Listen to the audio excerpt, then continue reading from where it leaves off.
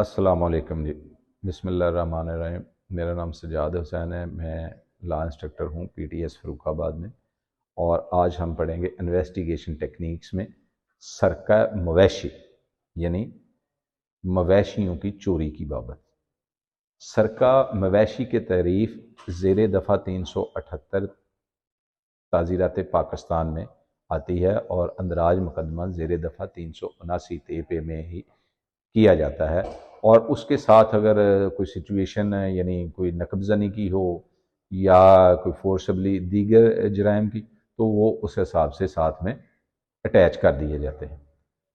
जैसा कि है सरका मवेशी की तारीफ 378 में ही है, और जो मवेशी हैं उनकी बाबत जो तफसील है वो आर्डीनेंस पंजाब आर्डीनेंस नंबर 6 है 1979। उसकी रोशनी में मवेशियों में जो जानवर शामिल हैं वो गाय, भैंस, बैल, बछड़े, ऊंट, भेड़, बकरी मुराद है।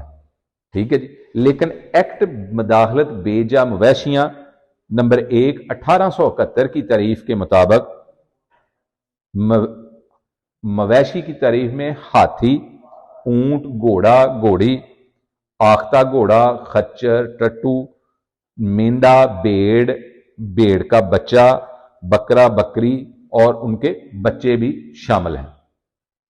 ये चीज़ें दोनों आर्डीनेंस के हवाले से यानी एक 378 के तहत सरका मवेशी की तारीफ और आर्डीनेंस पंजाब आर्डीनेंस नंबर 6 1979 के तहत मवेशी की तारीफ, और एक्ट नंबर 1 1879 के 1871 के मुताबिक एक्ट नंबर 1 1871 के मुताबिक मवेशी कौन कौन से हैं या किन जानवरों को मवेशी की तारीफ में शामिल किया जाता है, ये आपको बताया गया है। अब उसके बाद है कि इसका तरीका वारदात क्या है। अमूमी तौर पर जो सरका मवेशी है ये अजला की बाउंड्रीज पे और दरियाई इलाकों के किनारों में ज्यादा वारदातें होती हैं। इसमें या तो रात को सोते में मवेशियों के बाड़े और हवेलियों वगैरह में से चोर जो हैं वो मवेशी चोरी करके ले जाते हैं। ठीक है जी। और अदरवाइज कोई बाज़ औक़ात आप देखने में आता है कि दीवारें जो हैं उनमें सुराख करके यानी नकब लगाकर भी मवेशियों की चोरी देखने में आती है।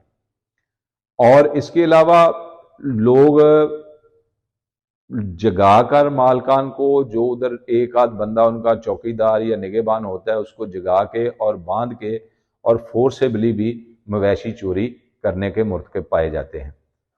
और इसमें चूंकि ये अमूमन वारदातें रात को रिपोर्ट होती हैं, रात के अंधेरे का फ़ायदा उठाते हुए पैदल या किसी दीगर ज़राए पे लोड करके मवेशियों को एक जगह से दूसरी जगह मुंतकिल कर लिया जाता है। अमूमन चूंकि वारदातें जो हैं वो दरियाई और बैनुल अज़लाई सरहदों के करीब ज़्यादा होती हैं, उसमें वो एक तरफ से जो माल है वो दूसरी तरफ ट्रांसफ़र कर देते हैं।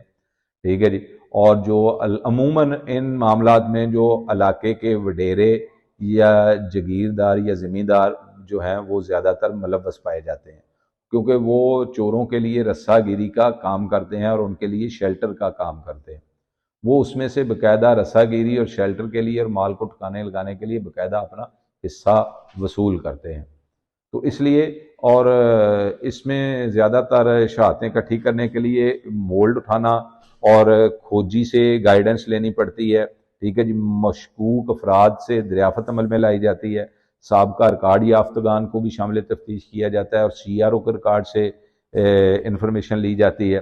ठीक है जी। और माल जो वागुज़ाश्ता अशिया हैं मौके पर, उनकी मदद से मुजरम तक पहुँचने की कोशिश की जाती है, जबकि माल की बरामदगी पर इसकी शनाख्त करवाने से तफ्तीश जो है वो तकरीबन मुकम्मल हो जाती है। अब मवेशी ठिकाने लगाने के तरीके जो हैं वो 3-4 जो अहम हैं वो आपके गोशगुजार करते हैं कि रस्सागिरों को माल पहुंचाकर वो हिस्सा ले लेते हैं। चोर जो है वो रस्सागिरों को माल पहुंचा देता है और अपना हिस्सा उसमें से वसूल कर लेता है। उसके बाद मंडियों में फरोख्त कर देते हैं। अगर वो जानवर जो हैं वो गोश्त वाले हैं तो वो फिर मकामी कसाबों या दीगर दाएं बाएं कसाबों के हाथों में فروخت کر دیے جاتے ہیں، اور یا پھر بین الاضلاعی یا دوسرے ضلعوں میں جا کر تو وپاریوں کو فروخت کر دیے جاتے ہیں۔ اس کی انسدادی تدابیر کے سلسلے میں ناکہ بندی مؤثر ہے، اور پھر اس کے بعد جو جرائم پیشہ لوگ ہیں، سابقہ ریکارڈ یافتہ ہیں، ان کی پراپر نگرانی کرنے سے بھی جو معلومات آپ کو مل سکتی ہیں اور آپ جرم کو تلاش کر سکتے ہیں۔ جی، تھینک یو۔